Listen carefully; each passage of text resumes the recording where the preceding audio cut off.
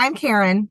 And I'm Deb, and we are here giving you the same thoughtful advice about real estate that we give our best friends. So, Karen, what's today's question? Today's question is, what are some common buyer misconceptions? Karen and I both participate in a home buyer class that is provided by the city of Bloomington. If you haven't checked it out, the HAND Department Housing and Neighborhood Development, I'll put a link below. It's a really great class they offer 5 times a year. There's no cost to it, and it teaches you everything you want to know. Well, maybe not everything because there's a lot to know, but it teaches you a lot every time. Sorry, that's my hand. Every time I work with someone who's been through that class, you can tell that they really have learned a lot. And you may also qualify for some grants potentially as well. So anyways, check that out. But we did classes last Saturday and I got a really interesting question I'd never gotten before. And it made me think. And I shared that with Karen and she goes, that's a YouTube we should do. So here we are. So the question was, what are the most common misconceptions that buyers have? And honestly, again, was something I hadn't really thought about. But my answer was, without having a lot of time to think, because now in retrospect, I'm like, oh, I can come up with a few more, was the biggest misconception I think home buyers have, especially first-time home buyers, is that they think they need to know everything. They think they need to know what questions they need to ask. They think they need to know how the process works. And while everybody wants to know what the process is and how everything works and what exactly is going to happen, sometimes it's a little overwhelming if you wait before you know all that information, you may never buy a house. Right. I mean, also too, I think there's too much information they're getting information from everyone and everybody.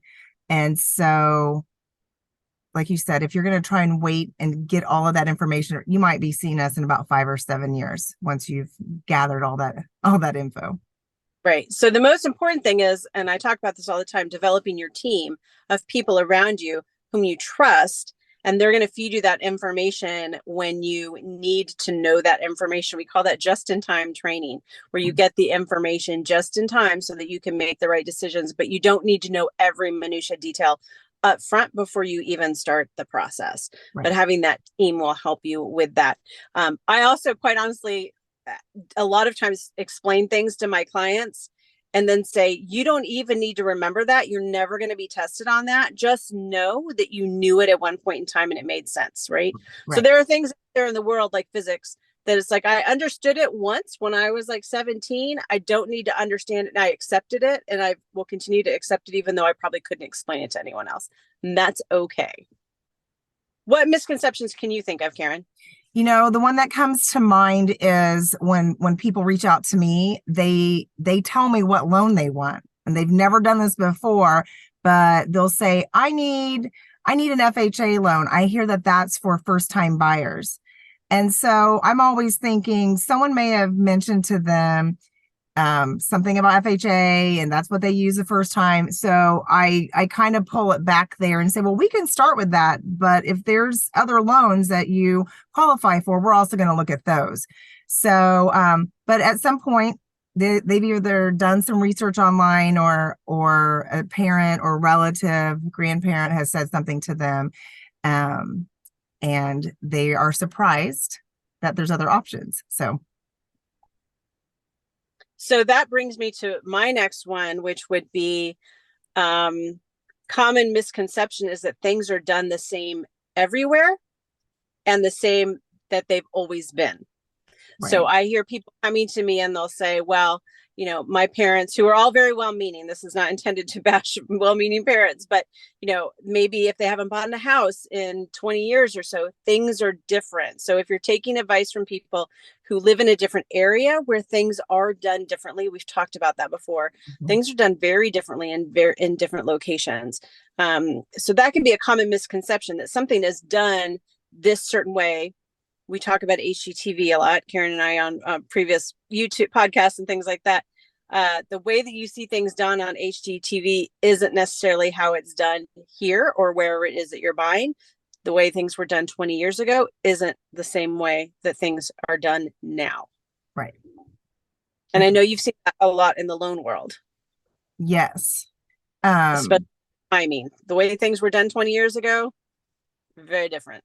Sorry, I digress because both of us are traveling today. And so we're having to do this from our car. And I just caught someone in the background walking around. I'm in a That's very remote area, so this is weird. Yes, like I was going to say too, that made me think, and we won't go deep dive into that, but someone has told a first-time buyer that in order to qualify for conventional financing, that they need 20% down. And that is one of the biggest misconceptions for sure. But again, they or just probably it in order to buy a house at all, you have to have 20% down. I can't count the number of times I have said to people like, oh no, you can get into a house with 3, 4, 5%, sometimes, no money down. There are options for that. And they seem shocked. Like, yeah, so I exactly. Yeah. exception too. You don't have to have 20% down. Right. So I think, do you have any others? I mean, those were kind of the big ones that I thought of, once I had a chance to think about it after I was put on the spot to answer the Yeah. I question. mean, that is, I think to have those, those first few, like you and I kind of talked about it. It's where you're located, where you're buying the real estate. Is it the same timing that the person you're getting your advice from? Is it 20 years ago, 5 years ago, even 2 years ago? It's different. And then also thinking that you know what loan type you need when you may not realize there's other options. I think those were the top three we wanted to get across today. And then just don't expect to know it all and don't feel like you need to know it all. Don't overwhelm yourself with that. Find people you trust and rely on them to help you learn when you need to learn, know what you need to know when you need to know it. Yes, absolutely. You trust your best friends to give you good advice. So consider us your best friends in real estate. Thanks for watching. Don't forget to like and subscribe, and we'll see you next time.